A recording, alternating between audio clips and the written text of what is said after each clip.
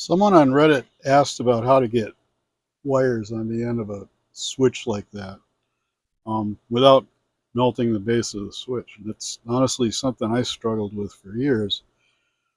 I came across this like a year ago and I've been using it. These are solder seal joints. What you get is this sort of very high temp tolerant shrink wrap on the outside, the clear stuff. A little blob of solder in there, and then these actually form a seal around the insulation. They make a sort of goo.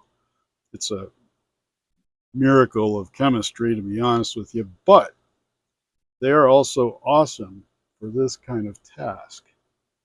So here's what I do is I can see this is how they come, right?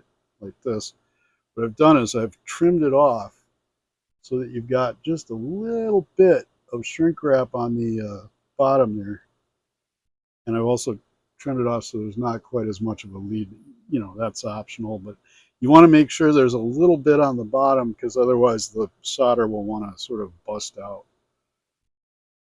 So just lay those over the tabs or the blades. And then get some wire that you've trimmed just long enough to fit over the blades and put that in there so the wire is touching the base of the switch, like so. All right. Now, for the next bit, you're going to use hot air. When you're done with it, you're going to want to use one of these blower deals to get it cooled down quick. If you don't do that, you have to sit and hang on to it, and it's kind of a pain. So let us just do this switch real quick.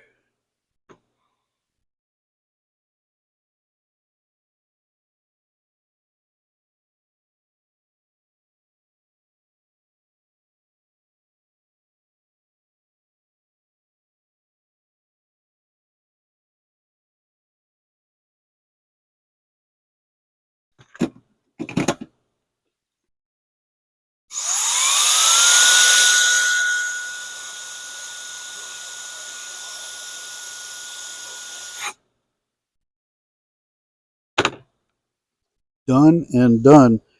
You might get a little of this stuff weeping out, but you just pull it off. There it is. I do this for switches and pots and just about anything that's got this kind of, geez, if I'm not careful, I'm going to melt it thing going on. These are great connections. And you've got even, you know, kind of strain relief on it and the whole thing.